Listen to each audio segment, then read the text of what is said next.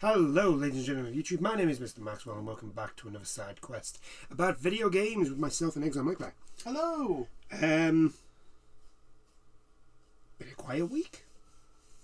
Kinda. Really? Quiet? Yeah. There's nothing. Oh well, there's been a few major things. one which claiming to be one's weird. One's weird. Claiming one's to very weird. fix a certain problem, which some people It's are actually weird. saying is a self-own. But anyway, But we'll get the major thing was probably the FTC coming to week.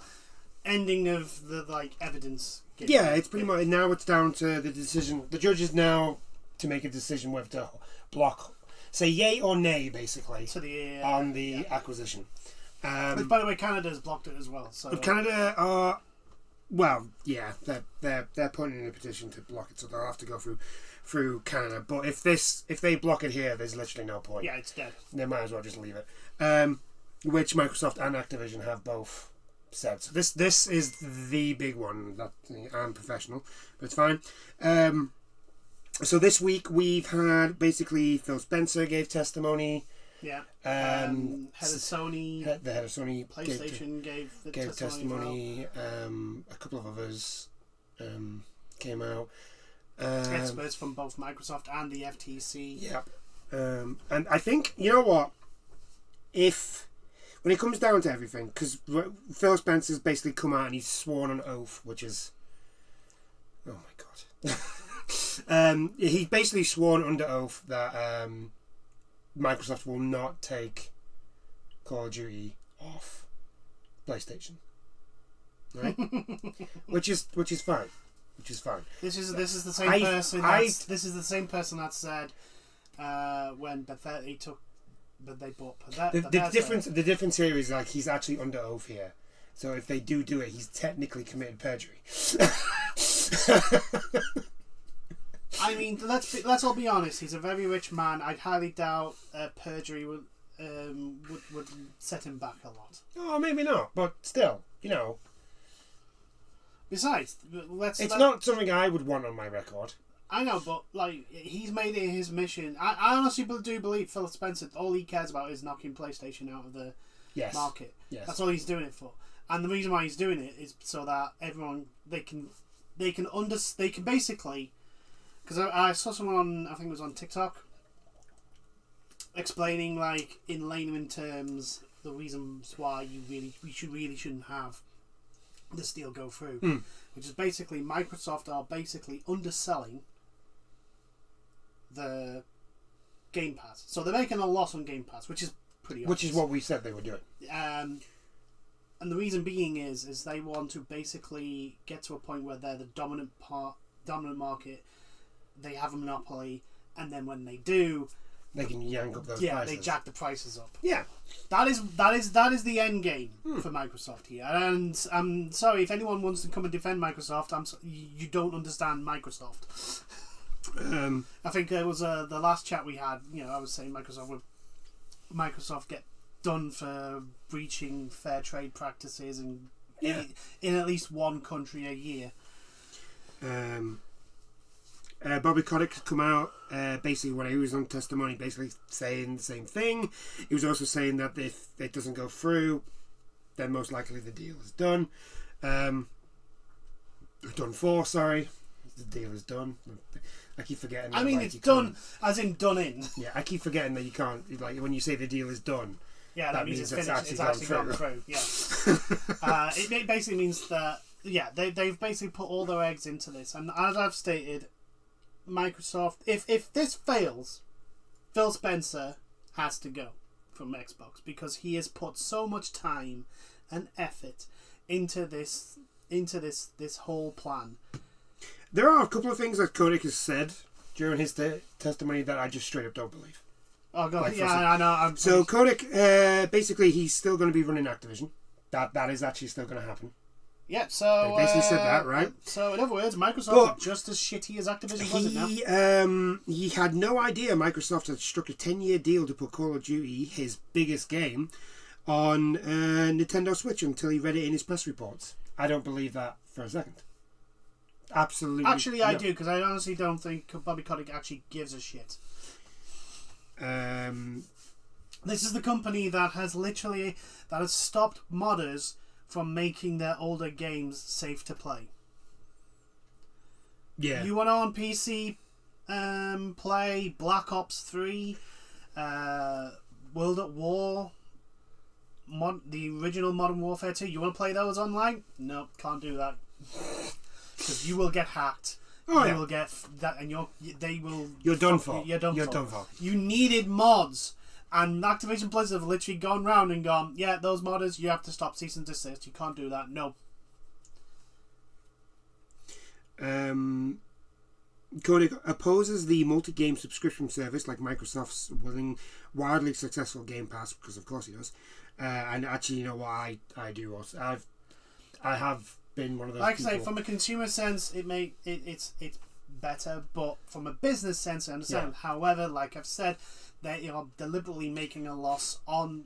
I'm starting to believe that Microsoft are deliberately making a loss on Game Pass to try and undercut everyone else in the business to knock them out of the system. Yeah. And then once that is, they'll all of a sudden go, oh no, we've had to raise our prices because it costs so much. Oh, that's very true.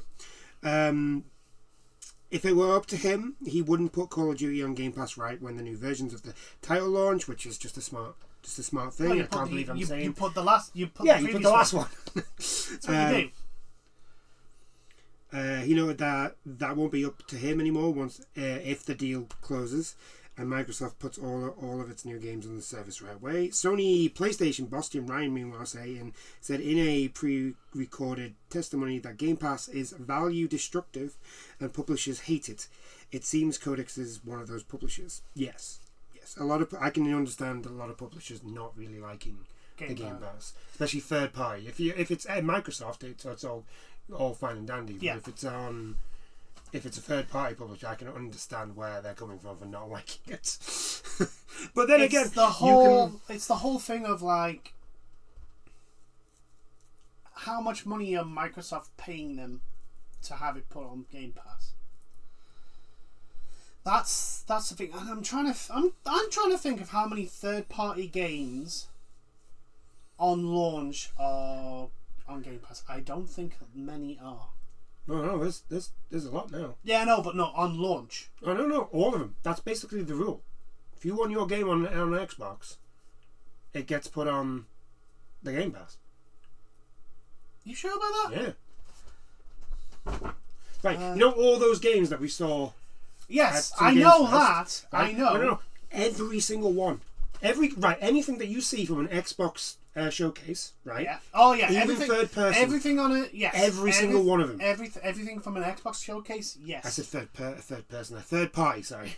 And yes, I agree to that. Like Xbox aren't going to show anything that ain't coming on the Game Pass because that's the whole plan now. So basically, everything is going launch. That's what they want. That's what they go. No, I'm just saying. Like, I doubt EA will let everything go on Game Pass, and neither will 2K, and neither will Ubisoft. CD Projekt Red definitely won't. So, not every third-party game, just the stuff Microsoft show you. Yeah, but this is the thing. There's a lot of studios now. Yeah. Oh yeah. I'm just saying not every single third-party. I don't think it's and especially not the big, massive blockbuster ones. But for Microsoft, it. Like basically any game that gets shown to you by any Xbox showcase, that game is on Game Pass release. Yes, on launch. Yeah. Oh no, I totally understand that. And we all know the reason why. Yeah. Undercutting its friendly public stance, Microsoft said that it could spend Sony out of the business, which is very true. Yeah. Because they're Microsoft. An email from an Xbox executive revealed this IGN piece goes deep into some of the inconsistencies cited and have noticed about Microsoft's behaviour throughout the trial. Yeah, Microsoft's been very weird in this trial because, so they've come in doing their usual sort of like, we're here for the gamers and we're here for the little guy and we're the underdog and all this and blah, blah, blah. And then they while the trial has been going along, they've slowly been turning into that big corporate monster that we all know they are. Yeah, that everyone knows they are, apart from the Xbox. The Xbox. They've been flexing those muscles, you know, and it's just like, okay, it's very confusing because you're like, well, okay, so what do you want us to see? Do you want us to see the public friendly people, or do we want to see this whatever this is now? We're gonna knock everyone out of the out. We can buy everyone out of the market if we wanted to. We're going to knock everyone out of the market, and then when we do, we're going to basically scrounge the shit out of our user base. Yeah, lovely. That is literally what Microsoft were at the end. Yeah, it was literally like, pretty. Look, we could just buy everyone if we wanted to. The typical American response. Yeah, pretty much. They also released. I mean, we spoke about this before, but they released the basic fact that they basically bought Bethesda because Starfield might have been a PlayStation 5 exclusive. Yeah. To which Todd Howard is now coming out and being like, well, if it was on the PlayStation, the game would be delayed. You've delayed the game twice, Todd. Yeah. Also, the Creation Engine is shit on Xbox and PS5. Yeah, like it's no different. Well, I don't understand where he's. I know it's fucking Todd. I don't know why I'm doing this. Why am I thinking about it? It's Todd. It's Todd. He's lying. It's Todd. He's lying. He's there. Of course he's lying. It's Todd. It's like it's his natural function. Oh, it would have been delayed, but you've delayed it. You've already delayed it twice. And it's only on the Xbox. So what are you on about? Like, oh well, it would have been delayed more, and so as to quote a former Nintendo, I can't remember who it exactly was, but a former Nintendo director, Miyamoto. A delayed game is eventually good. A rushed game is always bad. Yes, I would rather have Oblivion than Fallout 76. Yes. Just putting it out there. I mean, like, even Oblivion had bugs. At least that game worked. At least that on launch, that game actually worked. I still remember the first time playing that game and going outside and seeing all like the foliage and that's you know what? That's what hurts me the most about the way Bethesda are now, especially with a lot of their games. Like, yeah, okay, like Oblivion was buggy, and Skyrim is buggy too. It did have some really bad game breaking ones, but they were still quite good. Yeah, they still worked. Yeah, and you could still have fun, even with the bugs. Yeah. Now, like Fallout 76 was an absolute shambles. Fallout 4 was shit. I don't get what anybody says. It was a bad Fallout game. It's not even a good game. It's a very bad Fallout game. It's not even a good game. It's not even a good game. No. You can look at it. It's not that it's a bad Fallout game. No, it's a bad game. Yeah. And then Redfall. Redfall's an absolute mess. Well, Redfall is Arcane, which is a shadow of. Yeah, but they were owned by Bethesda, which now is owned by Microsoft. But anyway. So they're still under that umbrella. Yeah. But yeah, that's the core case. I've every now and then dipped into like. I need to just before we go any further. Speaking of like old games, apparently Ubisoft are going to remake Black Flag. Assassin's Creed 4. Yeah.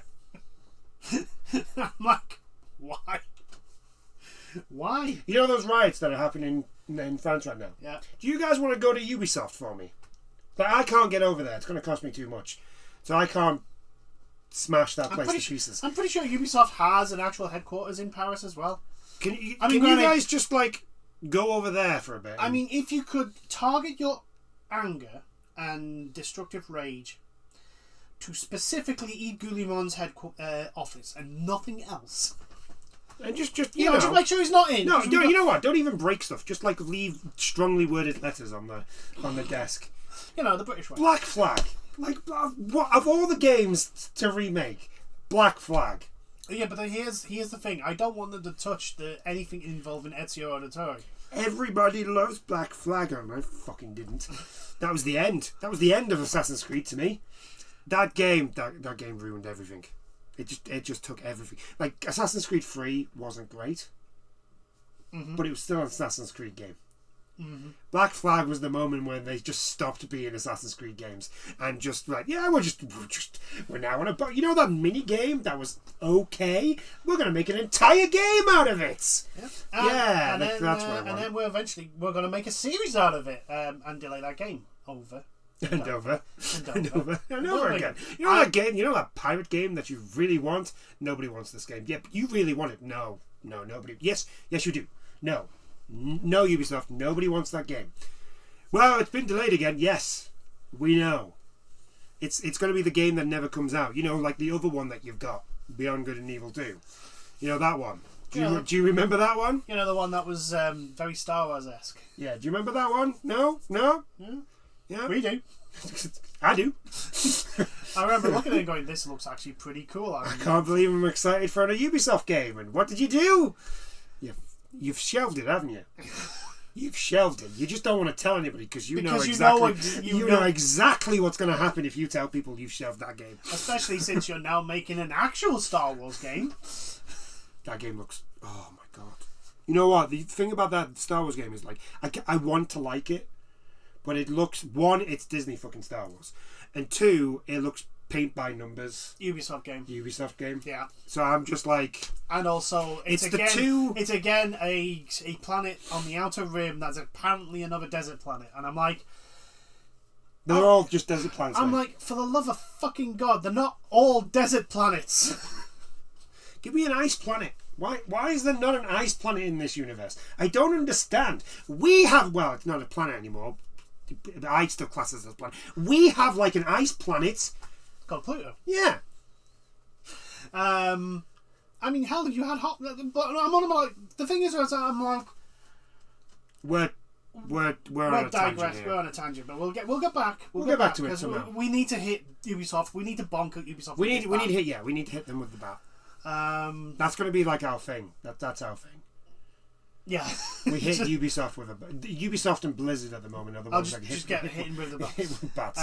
You don't want to talk about the reason why we'll talk about Overwatch, but it's going to be a quick one because there's literally nothing really to talk about. Well, except I am not surprised that this is the and me to go. Yeah, I get to do the "I told you so" dance. Like, my God. Anyway, Ubisoft, just for the love of fucking, just stop being shit, please. And I don't mean the people who are actually doing the ones and zeros. I mean the management. The management need to stop being shit. Stop making stupid bullshit. I will admit. I will give. You know what? I'll give Ubisoft this. I will admit the Avatar game actually looks fun.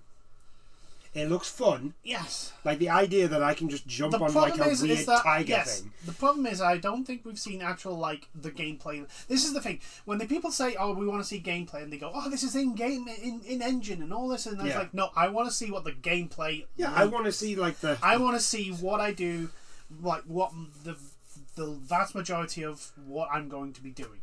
Yeah. I know. All I'm saying is that of what we saw, it actually looked fun. But anyway, back onto Microsoft. Yes. Anyway, back to here. Sony's also during the FTC. Sony's secret blockbuster game budgets were revealed by what appears to be a Sharpie snafu. The gaming giant spends $212 million on Horizon Forbidden West and $220 million on The Last of Us Part 2, a document showed. Now, these are two games that the IPs are owned by Sony. Yes. So I don't really understand what this has to do with anything. But also, again, Microsoft have openly admitted Microsoft have openly admitted they can outspend everyone. So why are Microsoft not spending that money on their games? I mean, this is a null argument. Sony are investing in the games now. Do I think they should invest also in their staff and pay them more? Yes. Even if someone comes to me and says, "Oh no, Sony pay their staff good wages," I'm like, no, you don't understand. Like the people who do all the like real nitty gritty shit in games do not get paid enough because they are the people that actually make the game work and make the game as good as it is. They deserve to be paid. And they should be able. They basically should be able to do a 9 till 5, go home, and not worry about a damn fucking thing financially. And until that is the case, they're not being paid well enough. Nadella also took the stand. He's a Microsoft CEO. Yes. And he came out and basically said that he has no love for having games exclusive to one platform. It's easy to say that when you can follow it up. It's easy to say that when you're in third place. Yeah. As also, if that's the case, release Starfield on the PlayStation. Apparently, he also said that they didn't have any choice because it's the world that Sony created. No, that's a lie. No. Sony did not create this third-party exclusive thing. You did it before Sony, and number one, like third-party exclusives have existed since gaming consoles existed. Nintendo and Sega went at each other. Yeah, so it's not this like gaming exclusives is not a new thing. No. Get your head out of your ass. God. Sony made it. Well, here's the thing, right? If anyone made the current environment, it is the giant self-own that Xbox did with the Xbox One. They, as I've said in the previous ones, they literally shot themselves in the foot. They were in the prime dominant position at the end of the Xbox 360 life cycle. They were the top dog because Sony dropped the ball with the PS3, and the Xbox 360 was a very good console with very good games. Mm. And what they decided to do was, we're in the dominant position. Time to fuck off our user base over. Not realizing that Sony ain't in this for the short haul. Like, Sony are in this because they got pissed off at Nintendo. They don't give a fuck. Well, yeah, they got into this because like they got pissed off at Nintendo because Nintendo pulled out of the deal that they were going to do. Yeah. And then Sega got involved, and they pissed Sony off even more. Right. The original PlayStation, right? They got involved in the gaming market because of the whole Nintendo fallout. Yeah. Right? Then, who was it? Was it Atari or Commodore? Basically, whoever was making the Jaguar. Yeah. I think it was Commodore or Jaguar. Basically said, Sony can't sell their console for less than $400. It's not possible. It has to be like the same range as us, which was only about $500. Yeah. Back in the time, that was a lot of money. Oh yeah. And then the Sony CEO at a really old E3 basically walked up to the podium. Oh yeah, just announced the price and then walked off. Yeah, and walked off, which was under $400. And I was just like, I'm literally like, Microsoft don't understand like how petty. Sony can be very, very petty if you call them out on their bullshit. Like, I honestly thought, part of me thinks Microsoft did this shit they did for when they announced all the shit for the launch of the Xbox One, that DRM, always on DRM, the fact that everything has to be with a Kinect and all the other absolute asinine bullshit. Oh yeah. That console launched with, which literally was a giant fucking anchor to its possibility. I honestly think they thought Sony were going to... I don't even think they actually... basically do the PS4 and pull out. You know what? I don't even think they looked at the PS4. No. I don't even think they even thought the PS4 would be like what it is. Because if you think about it, the PS4 like just took everything good out of the PS3 and just like turned it up to 11. Yeah, it was basically... It's what made the PS4 so good. Sony basically went, okay, so we tried it as a multimedia format. That hasn't worked because we fucked everything over, and the PS3 is actually really, really too complicated for what it needed to do. So let's just take it back to basics. Yeah. And focus on the games. And lo and behold, the PS4 kicked the Xbox One's ass to oblivion. Yeah. I think they saw the PS. If they saw the PS4, they thought, "Oh well, it's not a multimedia thing. It's not." No one's going to want just a console. Yeah. That's what I think. Microsoft basically, if they looked at the PS4, probably thought, they're cutting back. They're going, yeah, we're the top dogs. We've won now. We've won. And Sony was like, no, screw you. I think we're not even fighting you, buddy. Yeah, and the other problems, especially for Xbox, has always been that like they sell the Xbox like it's a PC. When it isn't. Yeah, when it isn't. So basically, they go on about like, oh well, it's this powerful and it's got this, that, and the other. You know, the stuff that you look for in a PC. Yeah. When you're buying a console, you don't actually don't look for that stuff. Whenever they launch a new console, they always everyone does this. They always go on about like how many terawatts and blah blah blah. Yeah, but at the end of the day, the jargon, right? But the thing is that Microsoft have stopped focusing on making really good games, or just getting games. No, right. Sony is focused on two things. One, game franchises that are mostly associated with that console. Final Fantasy, for example, has recently been released. I mean, yes, Final Fantasy was started on Nintendo, but since 7, it's been mostly seen as a PlayStation. 11 is the only one that hasn't been on. That was on Xbox. Yeah, that was on Xbox. Oh, over here in Japan, it was on. I know over there, on the PS2 with the online. Yeah. Anyway, they've focused on making those games that are like seen as part of the like PlayStation ecosphere as, if not permanent, but timed exclusives if need be. Yeah. And their first party games.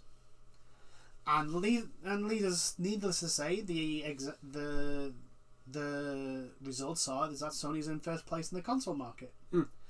And if you look at Nintendo, Sony, and Microsoft, one company is focusing solely on a Netflix for games, and not actually the games that is going on its platform. And they're third. And they're in third place. If Microsoft had better games, they'd still be in third place, but it'd be a lot closer. Oh yeah. They'd have a much bigger share because people would buy the console for the games. That is what has always been in the console market. It is not your fucking console that sells the console. It's not the live service that sells the console. It's the games. We need to talk to Sony about live services. Oi, Sony. Come here. Stop it. Come here. It's like don't jump on the bandwagon. Come on, guys. Come on, guys. The bandwagon is full. It's going away. It's careening off a cliff. You've got too many. There are too many live services now. Come on. Don't jump on it. I hope, for the reasons I've stated before, that the FTC gets its injunction and gets the deal stopped, because even if this... The thing is, I actually can't see it going through. Yeah. For one reason, and that is mainly Xbox and Microsoft have already lied once. Yeah. About exclusivity. Yeah. They said when they bought Bethesda that anything under the Bethesda umbrella would not be an exclusive. Yeah. And Starfield. Because that's how the EU let them Yep. Let them do it. Now, the reason why the EU are letting them do it this time is because we said that they couldn't, and the EU are still pissy at us. Yeah. Like if the EU had blocked it, we probably would have agreed. We would have agreed. Yeah. Because we're pissy at the EU. Yeah. So, you know. So I'm hoping it gets blocked. You say it probably won't. I'm of the opinion, like, from all I've heard, it shouldn't go through, but it will not be the most stupidest decision a judge in the US has made in recent years. The reason why I don't think the reason why I don't think it'll get blocked is just because there's just so much money. And my thing is if Microsoft are allowed to do this, that will give them carte blanche to literally go to any other company and buy them. And Microsoft have the money to do so. Yeah, they've even admitted it. Yeah. They've openly admitted it. Like, if this deal goes through and Sony still kick their asses in. Because let's be honest, right? Activision Blizzard only now really console-wise has Call of Duty. Call of Duty, and that is a game changer, potentially. Yeah. But the problem is with this is the Call of Duty fan base is kind of getting sick and tired of the Activision bullshit. And everything else that's under the Blizzard banner... Well, actually, to be honest with you, with the whole thing with Nick Merckx has happened.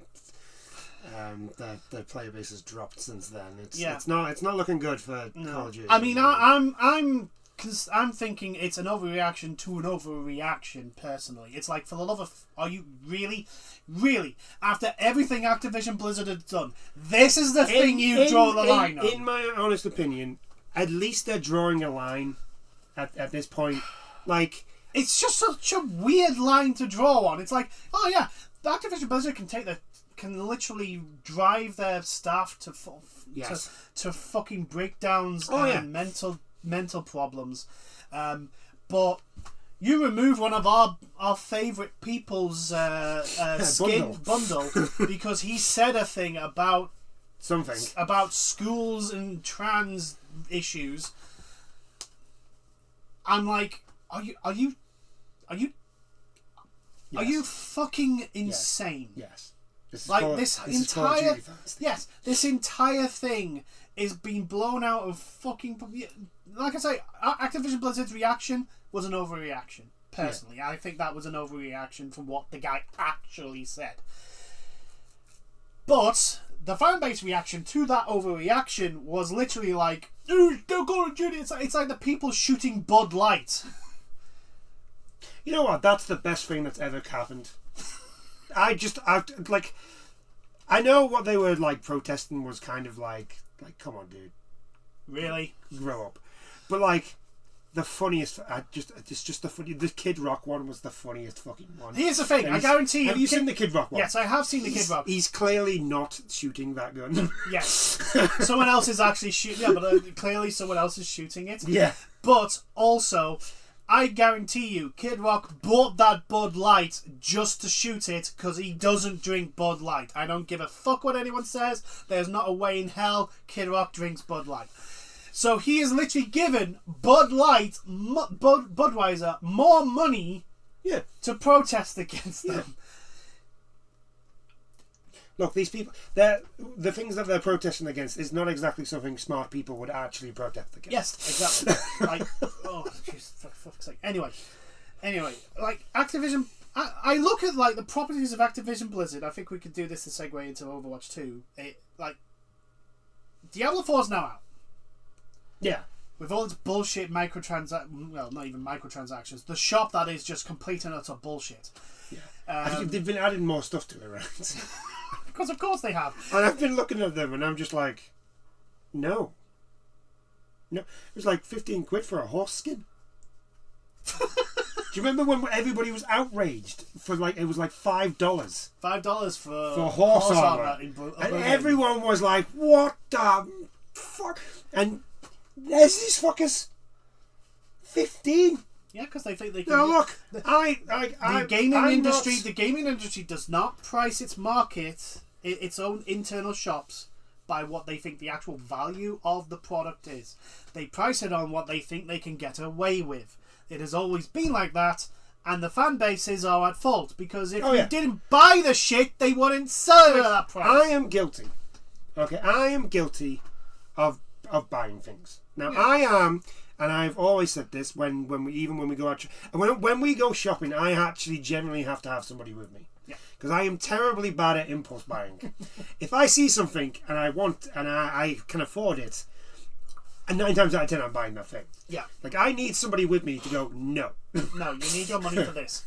Right? So I am guilty of buying the odd skin. Yeah. The good, like, especially on Call of Duty, because like if I have to play Call of Duty with my friends, like I at least want to Oh yeah, when I want to be where I want to look good. Yeah, it's like for when I used to play Warzone with you guys, and it was like, oh, there's an anime skin. Yeah, fuck it, I am playing this hellhole. I am going to at least have something bright and colourful on my screen. Yeah. So while I'm playing it, so the anime stuff goes in. Thank you very much. So, like, I am partly to blame for some of the shop things. I will admit that.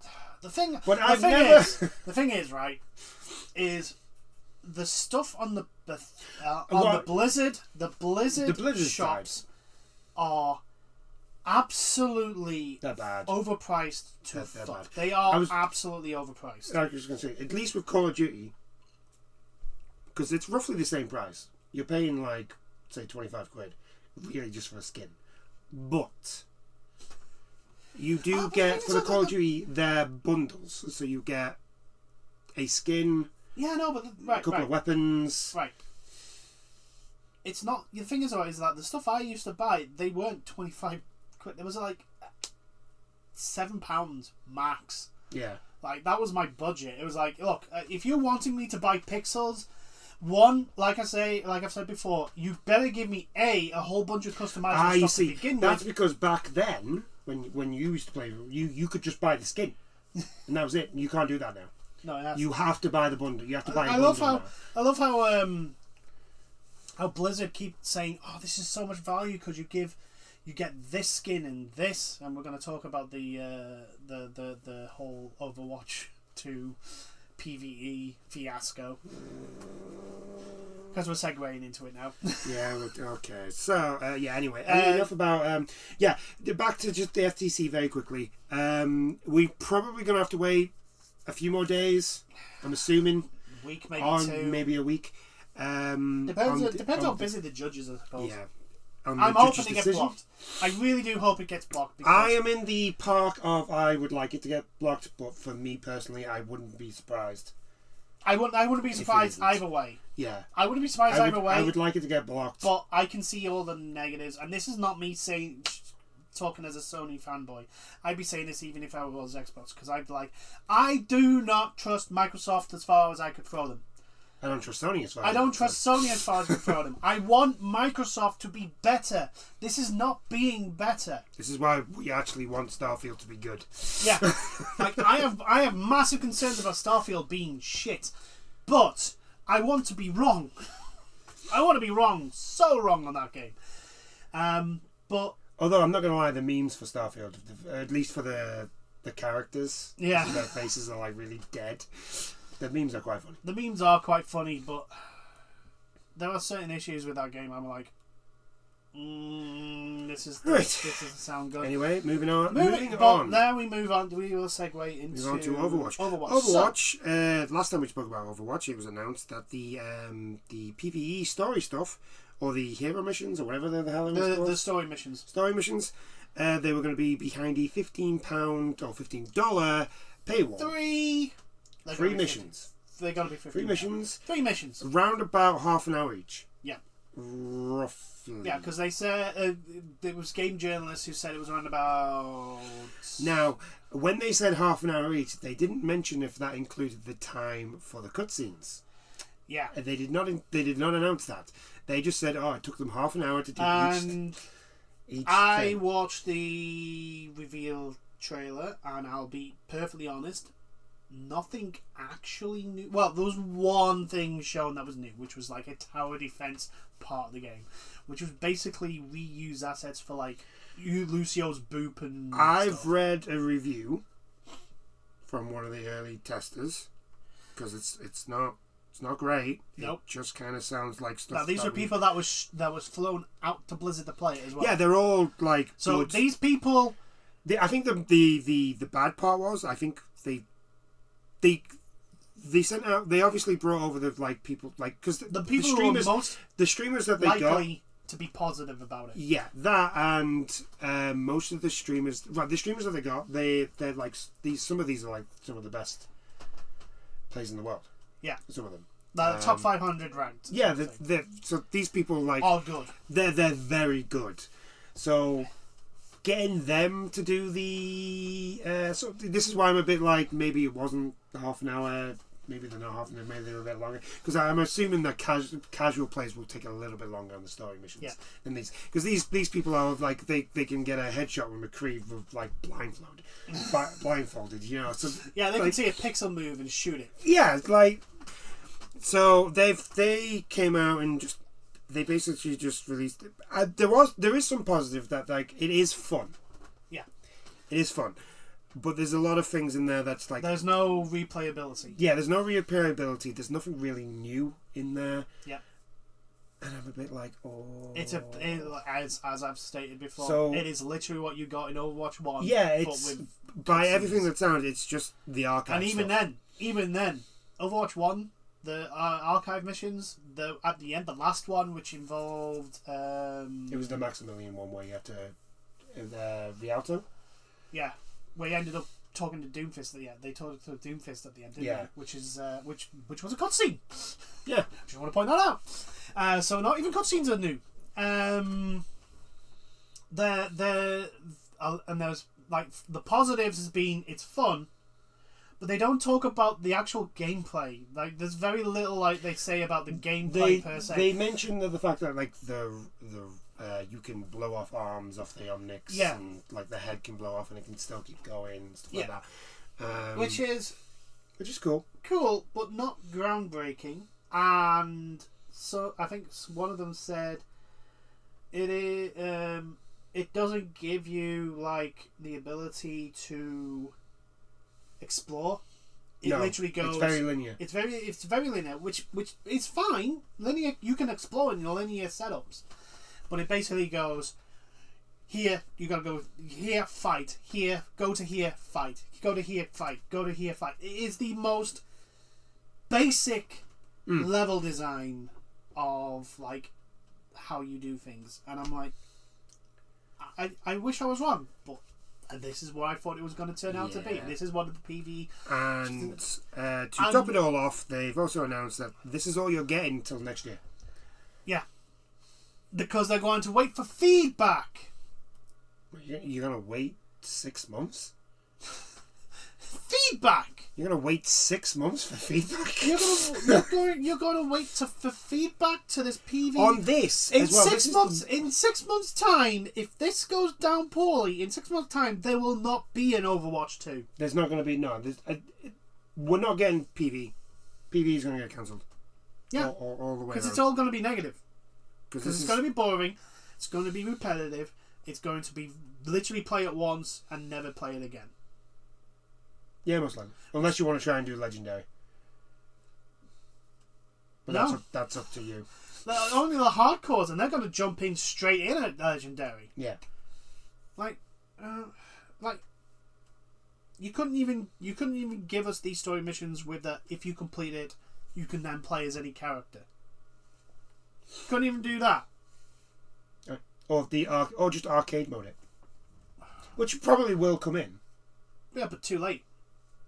Yeah, maybe. Like the hero missions, they're not going to be the full cast, and it's going to be 2 weeks after launch. After the season launch. Basically, with the hero missions, you're getting them on seasons. So this season 6, you're getting Sojourn, and you're getting her stuff. Sojourn, Mercy, Winston, and Reinhardt. Either Reinhardt or Tracer. I hope it's Reinhardt. I love Reinhardt. Reinhardt's mint.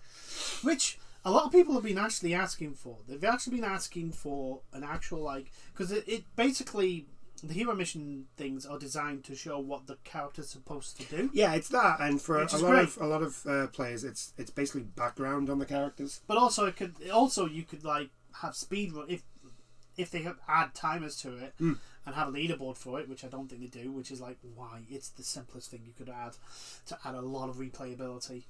But speedrunners, speedrunners love that shit. Oh yeah. But what worries me the most is not the fact that what's coming out for PvE seems to be bland as hell and very, very, very, very little actually added to what was already there in the game. what worries me is the way the Overwatch development team, especially the management, are going about this. Like going, oh yeah, we got great things in the pipeline and it's all coming. You know, you'll love it and all that. It's like they don't understand the actual situation they're in. It's probably because they don't. I know that, but like that's what worries me the most. If they at least knew the actual issue they have, which is a large part of the fan base that were basically just keeping the game ticking over, were playing it to keep, like, for example, myself, I was playing Overwatch 2 solely to make sure I had all the characters ready when the PvE stuff launched. That is the sole reason why I absolutely despised the PvP at times. I absolutely despised it. It was there was always, like, characters were always broken.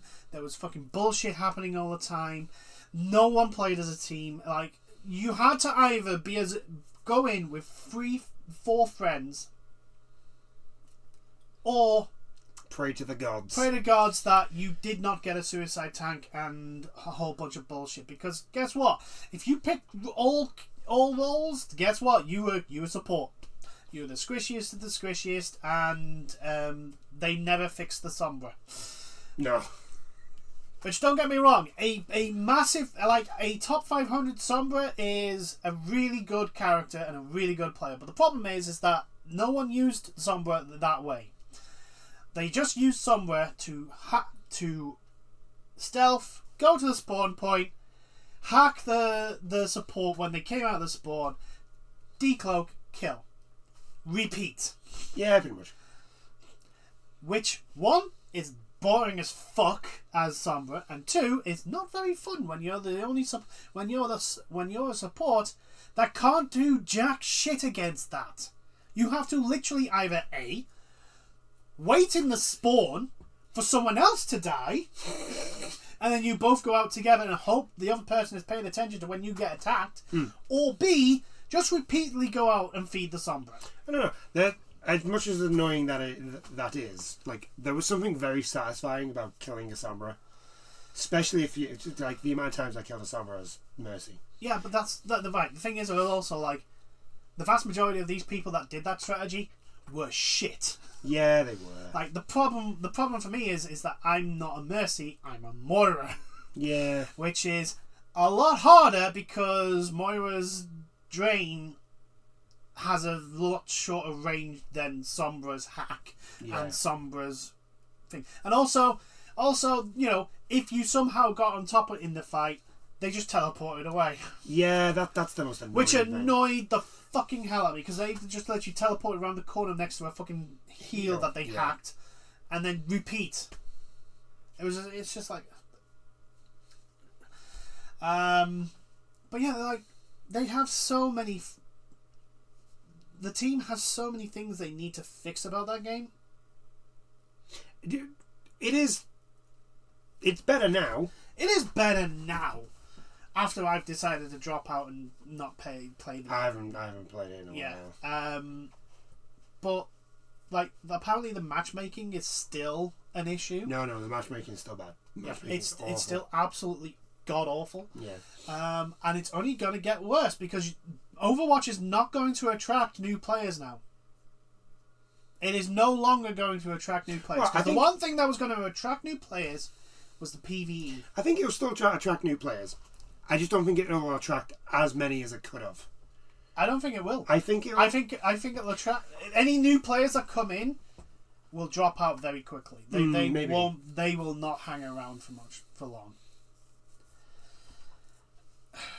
Because 1, the gameplay is frustrating as hell. And it's what annoys me the most is that there is a very good game in there. Yeah, there was a very good game. It is just hamstrung to hell by management. Yeah, pretty much. And it's like, I just want them to, like, the PvE that they've announced just seems so, like, bare bones, and we just did it because we promised. It's what we already got. It's the event stuff that we have. Yeah, that's all it is. It's the event stuff. Except now Which we're going to put it behind a paywall because we need to make more money for Daddy Bobby. Because the takeover doesn't look like it's actually going to happen now. So we need to gouge our user base even more. And we're not. It's not even like.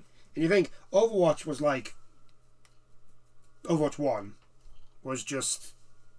Well, it was like this golden egg, really, wasn't it? Yeah. Like it was you buy the game, and then you can get skins. And it was a golden goose. The only downside was the loot boxes, and they were all right. Unfortunately, Activision Blizzard decided to kill that golden goose to implement a shop. Yeah, to bring in this horrible, this deplorable thing.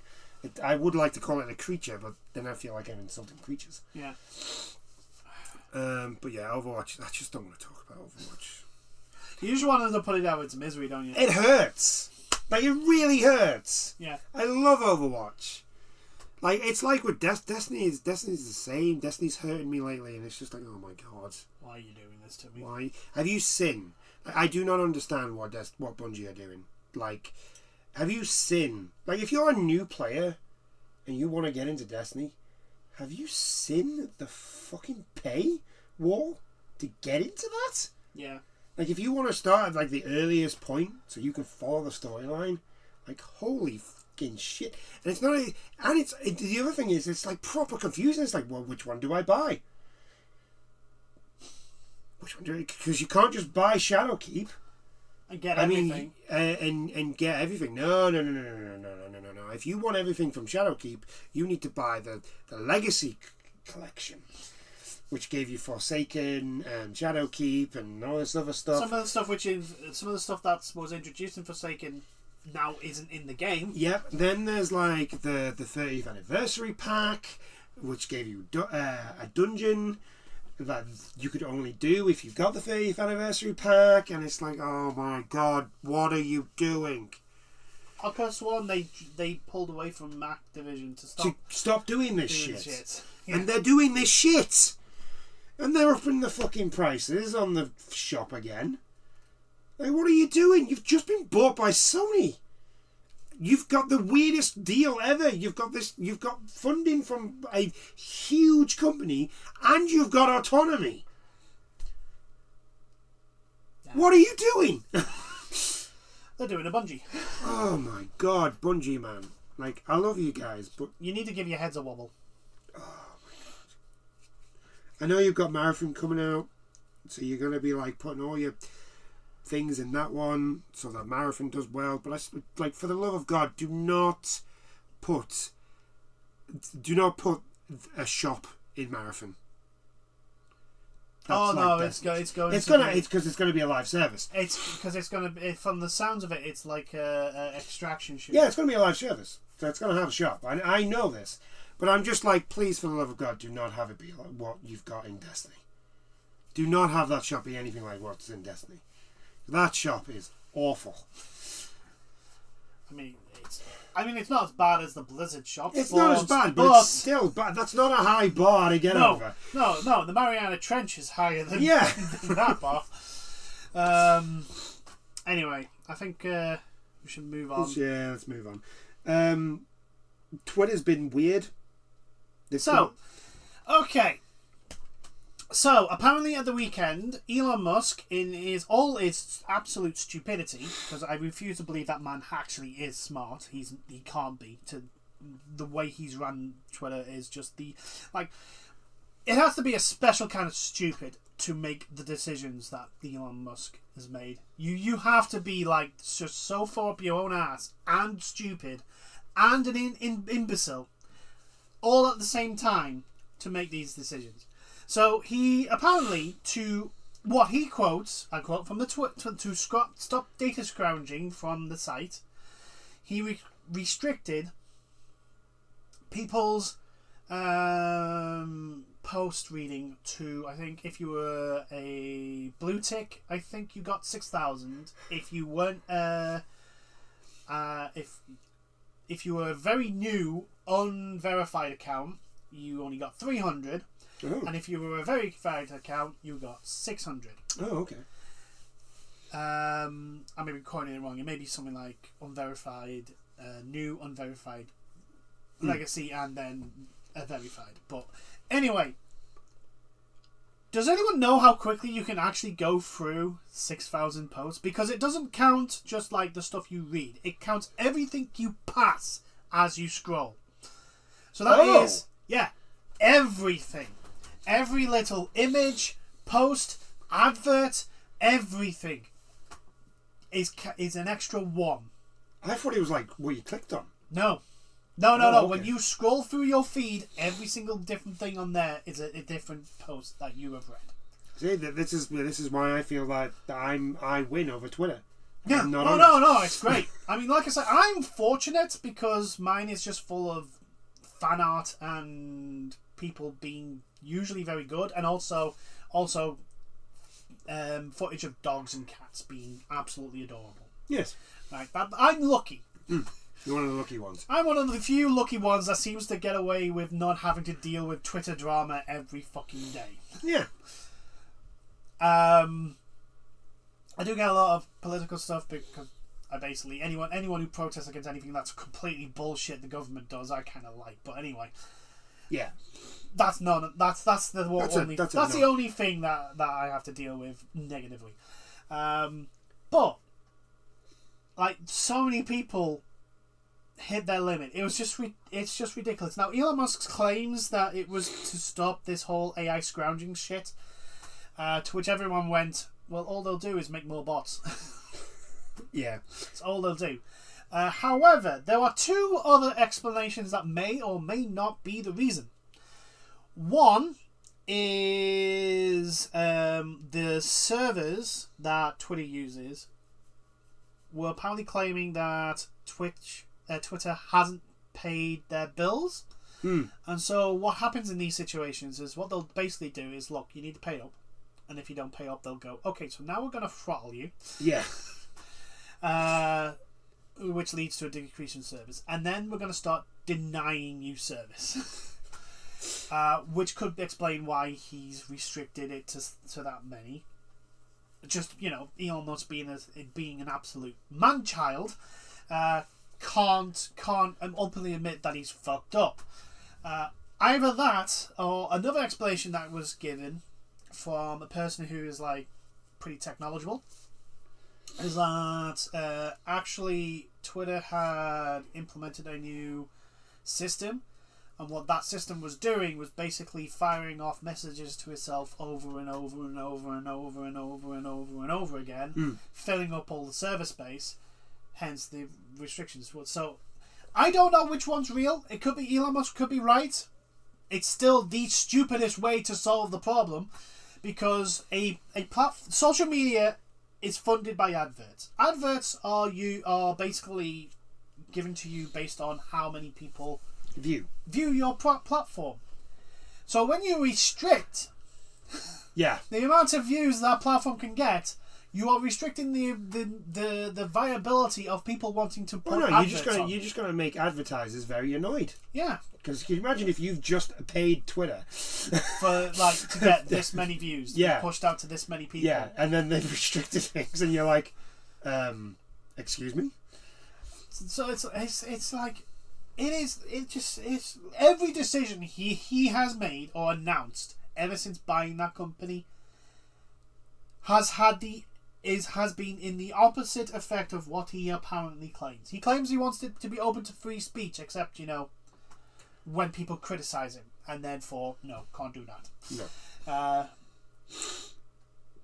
He wants it to be this, that, and the other. Yeah, all the decisions he comes out with do the opposite.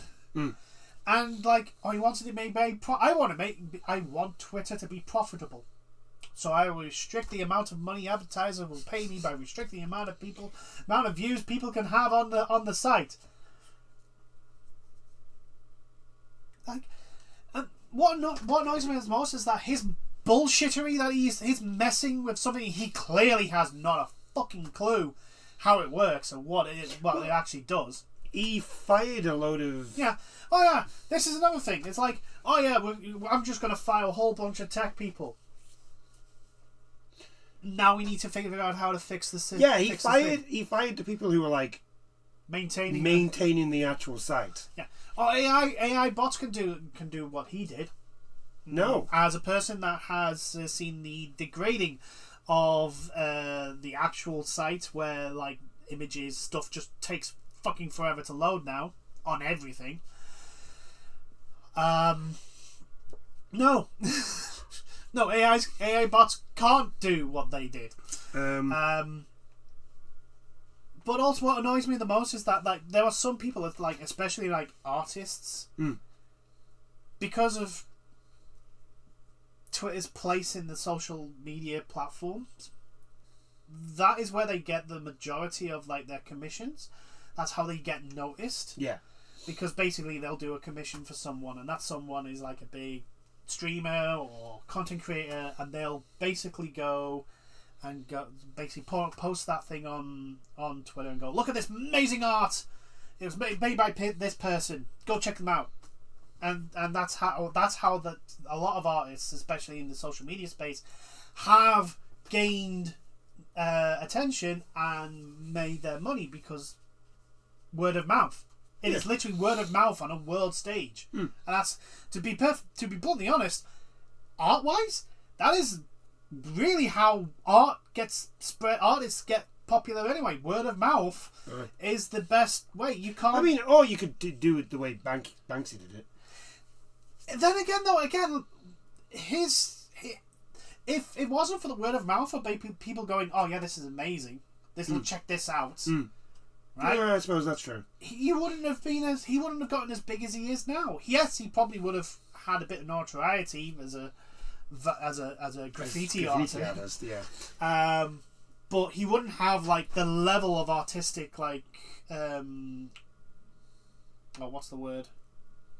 Clout that he has. Yeah, I'll go with clout. I don't think it was the word I was going for. I don't think it is the word. Just that's what we're using for it. His like position in the art sphere would not be as it is today if it wasn't for people word of mouth going and going, oh, look, this is amazing, and then other people going, do you know what? I'll pay good money for that. So it is it just baffles me. Like, and that's what annoys me the most is like these people's livelihoods are being fucked over by a petulant man-child who does not know what he's doing, does not know how the fucking site he paid $44 billion for, doesn't know how it works, and is still not stepped down when the entire site user base went, yeah, fuck off, you're not making things better. You're making things worse. Fuck off. Put someone in charge who knows what they're doing. See, that's the thing. I don't know why he didn't do that. Well, apparently he has. He's hired a new CEO, but he's still acting as the lead decision maker from what we can tell. And I'm like, just fuck off. Put someone who knows how social media works and not the way YouTube or Twitch does social media.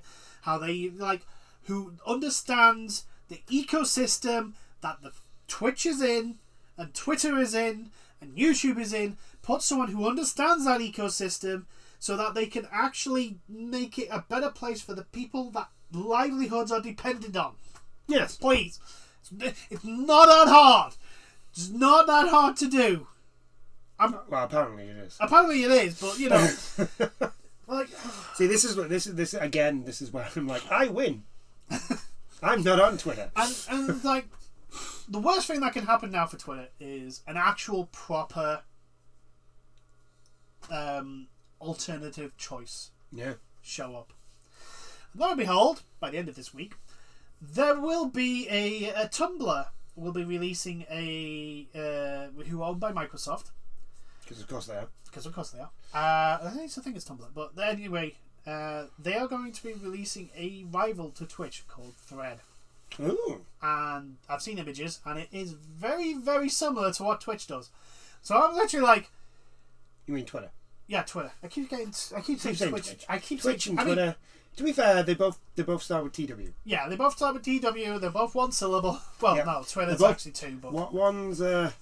both are fucking run by asinine people apparently who do not understand the actual fucking ecosystem that has been created with these platforms. Yes. Like I look at Twitch and some of the decisions they've made, like the recent one with the sponsorship shit, and I'm like, you literally run your platform in a way that makes people have to get third-party sponsors because they can't afford to live off the money you give them, and now you're like, I want that money.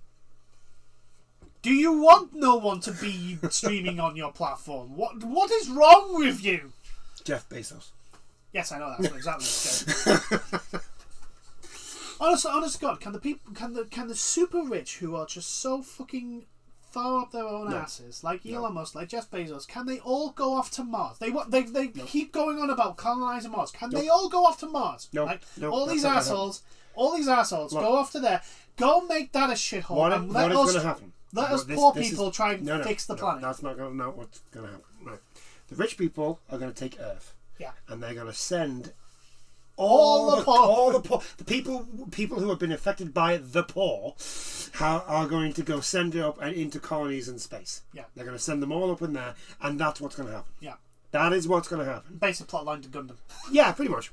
That is what's going to happen. Yeah, and then we're going to make mobile. Then the poor people are going to make mobile suits because they'll be working with the actual machinery. Yes. So they know how to build shit. Yeah, and also the poor people will, because of them living in space for so long, will probably be the next evolution of humankind. To which then the people on Earth will not be very happy about this and degrade them even more. So. So which then starts a rebellion that ends up with a war that will literally nuke cities from orbit. Yeah, pretty much. God, I love Gundam. I love Gundam so much. Also, no one can come to me and say anime is not political. Fuck off. Gundam is as political as fuck, and so is Ghost in the Shell. Yeah. Like. There are so many. I mean, hell. Let's go off something that's fucking modern and up to date. I mean, going on a tangent again.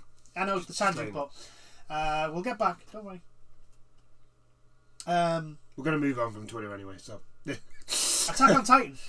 Yeah, Attack on Titan. Attack on Titan is highly political in some of the stuff it goes on. Well, actually, to be fair, once you get past the twist. Yeah. It turns massively political. It's humongously political. Anyway, let's get back onto Twitter being just fucking awful. Like before Elon Musk bought Twitter, yes, it was not an app. It was not the friendliest site in the world. It was Twitter's always been a horrible site. It is the site where everyone goes to jump on people. Yeah. It's never been a nice site. These people, there are people out there who are like, oh, before Elon Musk took over, Twitter was this beautiful and wonderful. No, it wasn't. It was a hellscape. It is It was a hellscape. But the thing is what Elon Musk has done is taken it down another level of hell. Yeah, that's all he's done. It's gone down. It's not that much. It's still different. in hell. Just it's in a worse level now. It's still awful people. Which, by the way, you're all very hypocritical. I'm just going to say this right now. You're all there bitching and moaning about Elon Musk, and yet you're still using his platform. Yeah. Like, just get off the platform. That's all you got to do. Yeah, I understand that. If you're using Twitter to because it's part of like your work, like say you're a streamer and you use Twitter to put your schedule up and all that sort of stuff, and you to let people announce things and stuff like that, or you're like you said, you're an artist and you use it to advertise your work, or like somebody's put on Twitter. Yeah, it's how you gain notice. Fine, that's perfectly fine. I can completely understand why you're still on Twitter. You haven't got anywhere else to go. You kind of need Twitter because that's where you advertise your stuff.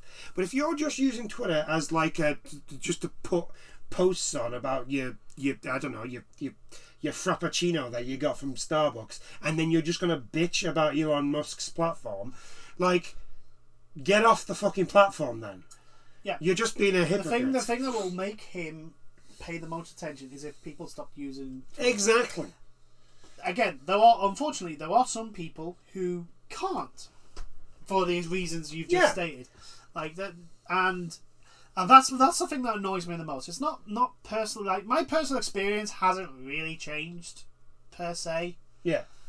Using Twitter, because like I say, mine is usually full of fan art, cute animal videos, and actually, you know what I saw the other day? Speaking of cute animals, somebody was feeding a red panda, and it was like the most adorable thing I've ever seen in my life. Yeah, because it's a red panda. Red pandas are amazing. Like, the best animal in the world. I don't care what it says. I will. That is where my flag is planted, and it will never move. That is the hill you will die on. And the odd political shit, because, you know, like, for reasons I've said before. Because, you know. Anyway. My massive frustration is the people that we are going to be going on another tangent, a very weird tangent as well, but we'll finish this off. Yeah. My frustration is the people that are reliant on Twitter for their livelihoods. And it is the case of, like, just... My thing is, for, like... And finally, for, like, Elon Musk, is like, no one could come to me and say Elon Musk is a good businessman. Well, no. No one could come to me, because he has shown on Twitter no business acumen. The complete opposite. Like, you couldn't ruin the site any more than what he's doing. That's true. Short of shutting the entire site down. Like, that's how bad he has run it. And it's just like, for the love of fucking God, just put, like, I don't even care that you own it. I just want you to put someone who knows what they're doing in charge. Just do that. Do that. Fuck off. And stop and keep focusing on fucking, like, SpaceX or whatever or Tesla for whatever the fuck. Because at least you've got people in those positions that needed that actually know what the fuck they're doing. I mean, granted, you probably had to with SpaceX, because if you didn't, people would die. But... And he kind of had to with Tesla, because let's be honest. Well, he didn't actually. He didn't make Tesla. He bought Tesla. No, that's what I'm saying. So he kind of had to have somebody in charge there, because again, people will people die. Could die if which actually people have with the Tesla self-driving car. But anyway, we'll move on then. Yeah, we'll move on now. YouTube probably won't like that one. No. Anyway, moving on. First off, so I'm only talking about this because I think it's funny. So have you watched The Cricket? Have you seen any of the Cricket? Are you on about Johnny Bairstow's Run Out, which is legal by the rules of the game? By the rules of the game, it's perfectly legal. Very unsportsmanlike. It's very unsportsmanlike, apparently. But it's Australia. So the thing is here. I'm going to just stop you there. My point for all this being is, like, it's fucking Australia. Since when have they ever cared about sportsmanship? Especially with us. Especially against England. I remember the World Cup, the Rugby Union World Cup, which we won down in Australia, where they literally lambasted England throughout the entire tournament. Yeah. Like, the pundits were literally like, oh, the Aussies are just going to roll over them. It's perfectly fine. We're going to be great, mate. They're shit. It's just going to be like a day and 3 points. So the reason why I'm talking about this is because, well, I was watching Sky Sports News yesterday. Oh yeah, they got the Prime Minister. Oh my God, they got the Prime Minister.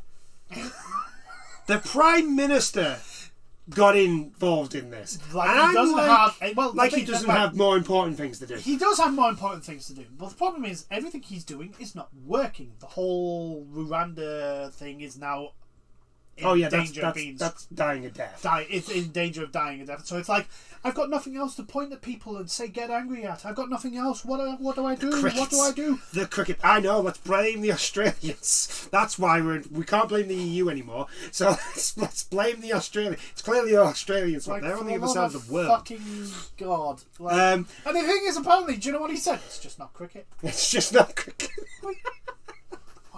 I mean, I don't know if that's the other thing is that's what the press have actually put in his mouth. He's basically said he's not sportsman or whatever, and they've turned it around to a headline. But the reason why I bring this up isn't just because the Prime Minister said. It's because I was watching Sky Sports. Like, the amount of people that have been coming out and saying that, like, this is unsportsmanship, like. Well, it is. And this isn't cricket. This isn't the cricket that we appreciate. We do not like this sort of thing. Yeah, my response, and we're both Brits here. We've been open and honest here. My response is, it's fucking Australia. Why did you not expect that? What is wrong with you? Because when I first saw it, I thought like, oh, somebody kicked somebody or like somebody hit somebody. Basically. At first, no. I know what's happened. It's fine. We don't need to explain what's happened. It's fucking cricket. But like when they were first going off about it, because I didn't know what had actually happened. I watched it. I was like, I was as well. I was like, has it like an Australian player like just cracked an English player? What I thought when everyone was talking about it was what I thought before seeing the footage was like, oh, maybe the bowler's done like a really bad ball and it's hit. Yeah. It's hit Bairstow in like the helmet and then like been caught and been classed as out or something stupid like that. I was like, yeah, that's bullshit. But then I saw it, I was like, okay, first things first, it is unsportsmanlike because it's clear that Bairstow thought the play was dead. Yeah. Because technically, when the keeper catches it, the play's dead. Yeah, seriously, the way the pundits were going, I generally thought a fight had broken out. The way the pundits were going. And then they showed it, and I was like, is this it? Yeah. This is it. This is everything that you're going on about. I'm the same. It's like, okay, it is unsportsmanlike. They had a 2-hour conversation. I know. But about this one moment. I know, but the thing is, I don't understand is like, no one raises it during these conversations or during this debate. It's like, they're Australia. They're known to do this. Yeah. There's older footage of them against Pakistan, where the Pakistan players hit the ball, thought it's gone out for a 4, so the batsmen do the usual thing at the end of the over, where they go talk to each other. It didn't go out, so the Australian grabbed the ball, threw it back, and then ran him out. So I'm like, it's Australia. This is what they do. They don't really care about sportsmanship. Like one of their national sports is Australian Aussie rules football. And I'm pretty positive there's no rules in that game. I'm pretty convinced that is basically just a fight where a ball is involved at times. I don't believe there's any. I've actually watched it. And there's no rules in that thing. I refuse to believe that there are rules. That he has it in his hands, he's then kicking it, he's throwing it about. Like, no, there's no rules. It's just like you said, it's just a reason to punch each other. But anyway, that's the tangent over about cricket. I just wanted to talk about it because it was generally ridiculous how much people were going. Like, look, I understand that there's a lot of cricket fans out there. I understand people being angry about the unsportsmanship. I understand that, but again, my point being, look, this is Australia. I'm fine with like fans being annoyed and stuff like that. But is there any need for a show, for a apparently news channel, to go on about this one instance for literally 2 hours, which is literally something that you could talk about for about 15 minutes? Like, really? Oh, well, you know, it's like there are other things going on in the world right now. In the world of sport. Yes. The Ashes isn't that big of a deal at the end of the day. It is for cricket fans. It is for cricket fans. But like, cricket's not that big of a deal in the world of sport. Not anymore. Tell that to Sky Sports. The thing is, Sky Sports has probably spent an awful lot of money to get the Ashes, so they need to because it's like that. It's like when it's like when they get golf. My fucking God, when they start talking about golf, holy shit! Like something huge could have been announced, like generally huge, like Anthony Joshua versus Tyson Fury. If that ever gets announced, that they would talk about that for around about 20 minutes. Golf, on the other hand, they'll talk your arse off. Like, I mean, in respect, there has been the whole Live Golf PGA. Yeah, but I'm on about before. I'm on about before. Oh this. yeah, but that's like they would talk about golf. It's probably because of the amount of money they spent to get this whole thing. So shit. They need to get the money's worth out of it. Holy shit! Like, I mean, granted, when Tiger Woods came back, I would say that was a big deal. Yeah. So yeah, especially when he talk about that for a good. Came back from his first major injury and then won the Masters. won the Masters. That's a massive deal. I completely understand why you. But like when Bubba wins something, I'm literally there like I have no idea who that person is. Why are we spending? Like they don't just talk about it. Like they go on like his entire life career at times. I'm like, and he's like, he's been in there for like 10 years. He's been doing golf for 10 years. Oh, okay. He's the new boy. That's what you're telling me. Out of everybody else there, he's the newest. Yeah. That's what you're telling me. And he's won it. Anyway, let's. I hate sport punditry. I hate them all. I hate it when you're watching before you watch a match, and the Americans do this as well. Before you watch a match, they literally talk about anything else than the actual match. Match that's coming up. Anything else? Oh God, I remember. I think it was this season where it was like Everton versus Southampton. It was like a massive deal, like back at the bottom of the table. Yeah, because whoever wins that is most likely getting relegated. Everton won, by the way. And they were talking about fucking Man United.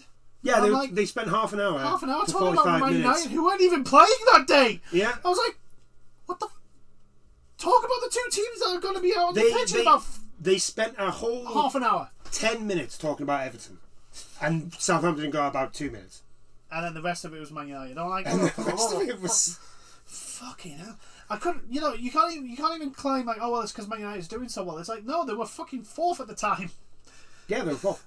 They were fourth at the time. Man City were like, Man City and Arsenal are gunning for the title. You can at least argue that talking about those two were potentially the reason why. But I would have been annoyed if they were talking about us. Newcastle. If they were talking about Newcastle, I would have been. I'm a Newcastle fan. Like I would have been annoyed if they were talking about it. It's like we have nothing to do with this match. Why are you talking about us? Yeah, it does not involve us in any shape or form. Just talk about the teams that are. Right, anyway, we've gone a massive tangent. I just really wanted to talk about. You needed to get it off. I needed to get it out. Right. Basically, did you know Gollum came out and it was terrible? Yes. Yeah, the company that made Gollum. It looked like a PS3 game, and that's being generous. That's being generous.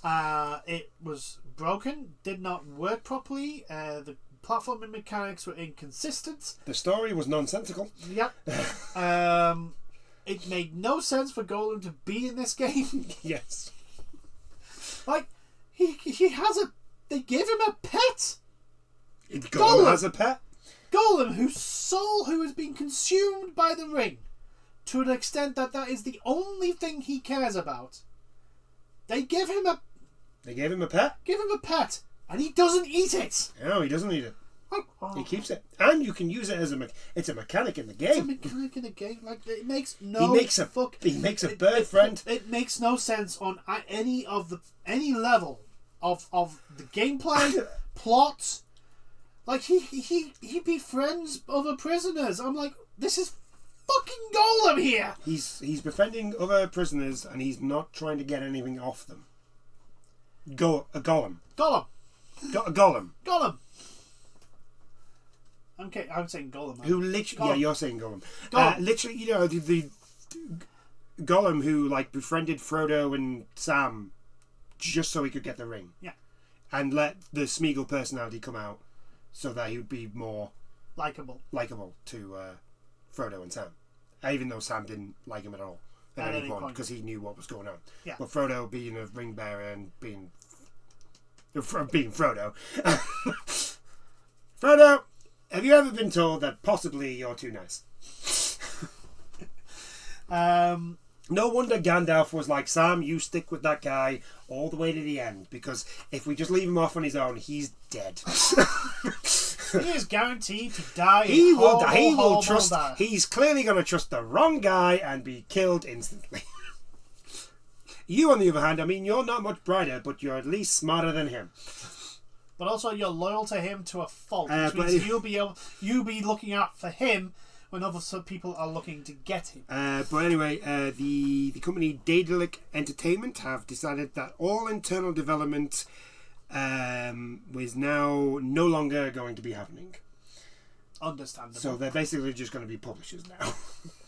Well, either that or they'll be working with on like they'll do what Kuro Tecmo do a lot of the time, which is work on third party. Yeah, they'll work as part of you know, like how like Horizon and God of War and Halo. Yeah. Like Call of Duty has like Sledgehammer work on certain parts of the game and etc. etc. Also known as the Call of Duty mines. But anyway, the salt mines of Call of Duty, where all Activision developers eventually end up. Yeah. You could make the next big thing. You're going to end up in that salt mine. I mean, you just have to look at the team that made the Reignited trilogy. Well, look at the team that made Crash Bandicoot. Yeah. The new Crash Bandicoot game. Yeah. It's about time. Yeah. It just got booted into the salt mine after the release, and the release did really well. And yeah, okay. Vicarious Games, that's the one. Yeah. Anyway. Vicarious Games. Anyway, yeah. So Daylake, they're no longer doing, which is not a surprise considering how bad it was. 25 employees have been affected by this. Most likely that means 25 employees have lost their jobs. Have you ever noticed that? They never say... we fired 25 people. 25 people have lost their jobs and we fired them. They just go, 25 jobs We've been restructuring affected. And we have been restructuring, and in the words of Activision Blizzard, 300 people have been affected by this restructuring. Affected? You mean you fired them? You fired them because Bobby Kotick couldn't afford a new boat. Just be straight up. Well, no, it's not even the new boat. It's just another person to threaten and say that he's going to kill him. Yeah. That's what that is. Yeah. If it was a new boat, that's around about 1,000 people. If he wants a new boat. Yeah. Yeah. Either that or there's another lawsuit coming. 300 people is just the. It's just to cover a lawsuit. Just to cover a lawsuit, or just to hire a new person for Bobby Kotick to threaten and like possibly grope. Yeah. Anyway. Allegedly groped. Allegedly. There we go. That's it. It did not really matters. Nobody watches these fucking videos. Following several delays, co-publishers Nicom and Daedalic released Lord of the Rings Gollum in May for console and PC, and it was met for unanimously negative reviews. I mean, it took one hell of a thing to be worse than Redfall. Like, you came, like, Arcane are, like, thanking the gods that you came out, because people quickly forgot about Redfall. Yeah, people forgot that Redfall was a thing. I mean, granted, they didn't go by, Redfall wasn't that bad. No, they just completely forgot because that's how bad Redfall was. Yes. However, it was like, you can't even be the worst game of the year. You can't even be that now. Yeah, that's true. At the time of publishing this article, Gollum is the lowest rated game of the year, and it probably is going to be the lowest rated game. I cannot imagine any worse games. It's going to take a special kind of terribleness for it to be worse. The thing is, I think if your game is worse than Gollum, either it doesn't work just straight up, or it's going to be one of those games that are so bad you kind of still play it because it's good. Oh, you mean like those YouTubers that like go, I've played the worst rated game on Steam. Yeah. That sort of thing. Sort of thing. It's going to be one of those. It's going to be so bad. It's going to be so bad that you still play it because, like... You don't believe how bad it is. Yeah, I think Gollum's going to be at least the worst rated... I'm going to say AAA game. It wasn't even... Yeah, well, the worst release of, like, mainstream release, apart from because we don't class the shovelware that gets released on Steam as that no, it doesn't get classed as that. This is an actual game that was meant for mass market, that wasn't as that's what I mean. grab. I'm not on about like your indie market or anything like that. What I'm on about is like your straight up your big titles published by a legitimate publisher, made by legitimate developers. Yep. I just look at it and go, how did this get through? How did this get through? Like, how did nobody see? Although at the same time, I look at this and I go, well, Rings of Power actually came out, so yeah, this is on par. Yeah. But also, see again, this is the Lord of the Rings. We had the trilogy. Yeah. We can't have anything nice now. No, everything else has to suck. We had the trilogy, and then we had the Hobbit, which wasn't wasn't as good. Wasn't as good. It was still. It was okay. It was decent. It's okay. It was.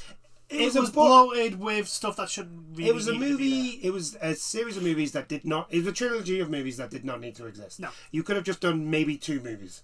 Yeah, and that's being generous. Yeah, really. It actually takes longer to, depending on how fast you read, but it actually takes longer to watch The Hobbit than it actually is to read the book. Yeah. I can read the book in a day. And I'm a slow reader. And the movie's like 12 hours. Yeah. I'm a slow reader, and I can read The Hobbit. Like at least with Lord of the Rings, it's like fast readers usually take well over like a day, maybe 2, potentially a week. Yeah. If they just focus on that, because there's just so much shit. I have to because I read Lord of the Rings at least once every 2 years. And this is because I'm a slow reader. I have to spec out about 3 months for me to read all of the Lord of the Rings books. But we can't have anything nice. We had the Lord of the Rings trilogy. We had those really good PS2 games. Oh god, right? Yes. And that's it. We're not allowed anything else after that. Not allowed anything else ever again. We're not allowed nice things. Nope. Because we've got to have the Rings of Power, to which is Lord of the Rings in name only. Because everything else in there is just bollocks. Yep. You've not followed source material at all, so you cannot say you're Lord of the Rings, but fuck it, why not? Yeah, the only reason it's Lord of the Rings is because of the place names and the character names. That's it. Yeah, even though the characters are not those characters. No, which I don't understand. Completely different. I've never understood why what they did to Galadriel. Galadriel, oh yeah, she's a warrior. You do realise Galadriel's one of the most powerful characters in all of Lord of the Rings. The reason why she doesn't wear armour is because she doesn't have to. She doesn't need to. She doesn't need to wear armour. She could just literally look at a person and they just die. At the point in the Lord of the Rings, the Rings of Power, Galadriel is all she has to do is look at something, and they're dead. They're all literally on one hand, people more powerful than her. One of those is Sauron. Yeah, at this point, this is when the elves are pretty much at that point. Oh, the peak. Yeah, their peak. At this, nobody messes with elves at this point, because if you mess with an elf, you're gonna get fucked up.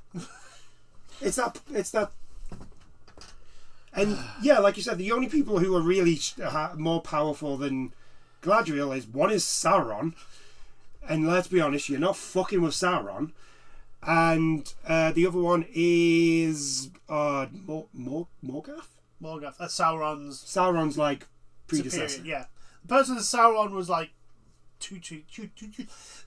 he was the apprentice of. Sauron, yeah, Morgoth, yeah. Yeah, pretty much. It was literally the biggest bad of big bads. Yeah, and then you had, and the other people, they weren't, I wouldn't say they were more powerful. I would say they were on par with her. Yeah, so for anything to be classed as Galadriel as a threat to her, you'd have to go dragons and maybe Shelob in the right circumstances. Yeah, dragons because they're dragons, and Shelob because Shelob is never leaving that fucking cave system for all her work because she gets people free are food. dumb. People are dumb can keep walking through those caves. Yeah, free food. But anyway. Yes. So, yes, Gollum was that bad. It basically destroyed an entire development team. I do hope... I do kind of feel sorry for the people that actually worked on the game, because no one works on something for it to be bad. No. But people do work on things that they don't want to work on. No. And that's what I think... this is. Yeah, it is potential. Which Redfall.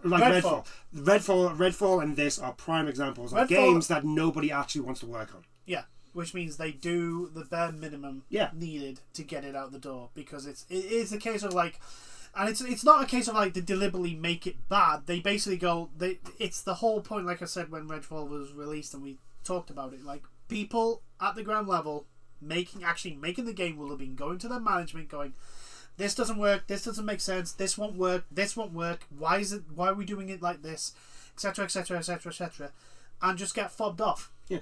And eventually you just turn around and go, fine, you want this game? We're going to make the game as you want it. Yeah. As in some spheres they call it malicious compliance, where they basically do exactly what the person even though they know what they're being told it's going to backfire massively on that person. Well, it's like I would say that we're actually seeing it in the movies now, especially the Marvel movies. I think, like, if you look at those movies, nobody wants to work on those movies. The new ones, no. The latest ones, like those movies, they're bland and boring. I would say Guardians of the Galaxy 3 was okay. It wasn't as good as 2 or 1, but you could still see in the cast and the effort that was being put in. People did actually want to make that movie and wanted it to be. They wanted to be as best as good. But like Doctor Strange, Thingy of Madness, I did not see anybody really. I wouldn't say anybody put any effort into that movie. They wanted to make the film, and they didn't want it to be absolutely shit. They wanted Ant-Man, Quantum Mania. God, that is definitely a movie that nobody gave a shit about. That is a movie where the people who were being told to work on it, like, were in the same boat as Redfall, in my opinion. Yeah, they literally this isn't going to work. Why are we doing it like this? Because I, the scriptwriter, or I, the director, say so. Have you heard about the stuff that's come out about Into the Spider-Verse? The animation Across the Spider-Verse. No.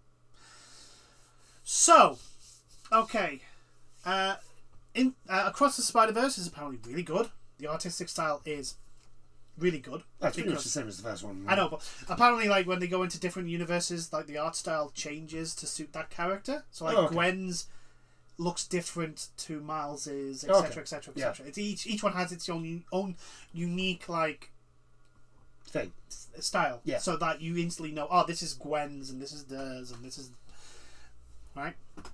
Apparently, the director wanted scenes to be fully rendered and animated before deciding whether or not it went into the movie. Oh. Yeah. Wow, no. That's needless to say, a lot of artists, while really happy with, like, the fact that they worked on this movie, because it is gorgeous, and it is, like, the artists deserve all the fucking praise, because I do not see a single bad frame in that movie, right? But they apparently work, like, over 100 hours a week. Oh. And I'm like, fucking no. Oh, that's Don't bad. do that. That's bad. That is terrible. Oh. Especially if you're doing, like, the whole, like, oh, everything has to be rendered. Oh my god. Like, how many more hours of footage? Could you imagine, like, oh, you've got fully rendered these scenes and, like, then told, no, I have to get rid of it. Like, fuck that, man. Like, that's why, like, at least Pixar still do the whole thing of, like, well, look, we're going to storyboard it first to see if it works, and then if it works, then we fully animate and render. Yeah. That's, despite Pixar's current flaws, with their most recent movies, there's a reason why they still do it, because it's the best. It's the best way to do it because it's. I mean, even in live action movies, they storyboard it. The amount of fucking money wasted. Yeah. The amount of time and money wasted just doing that. Like, what the are you?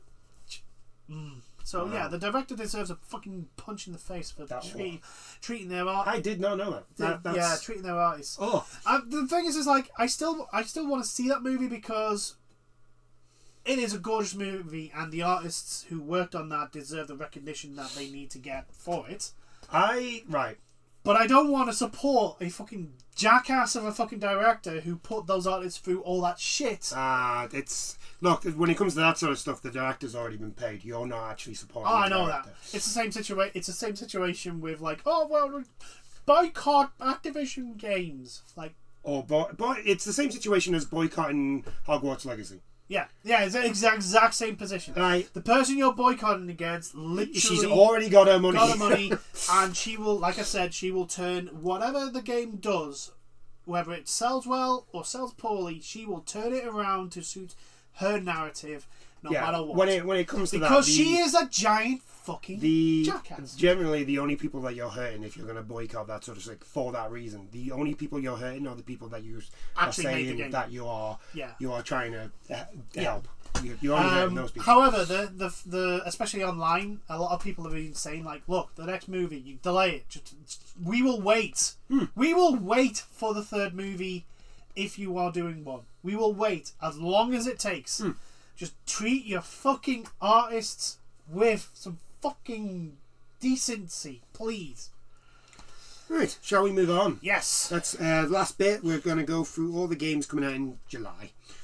Why not? So, we have July 4th, today. Yes. That'd be Independence Day to anybody from America. We have Synapse, which is that the PSVR with I think it's David Hayter. David Hayter as the It's David Hayter. villain. Like, you can always tell David Hayter's voice. The Legend of Heroes: Trials into Reverie is coming out. That is it's like a re-release of an old Trials of Hero game. Yeah. I like the Trials of Steel. I've got all of them up there apart from 5. I need to get 5. Trials of Cold Steel it's a linear narrative as well. Like each game goes into the next one, don't they? Yeah, pretty much. I think the only one that doesn't is 2 into 3 because I think there's like a time skip. Yeah. Because I think 3 is when you're no longer students. You're now like the teacher. Yeah. So there's new characters that come in. Oxenfree 2 Lost Signals is out on July 12th. So expecting to be really batshit crazy with that game. July 13th, we've got the Atelier Marie remake. The Alchemist of Salzburg. That is out on all platforms.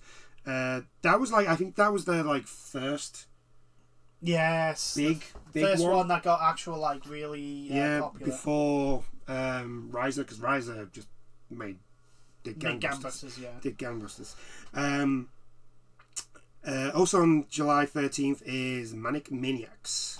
So anyone that likes Overcooked, this... Oh, Manic Mechanics. Sorry.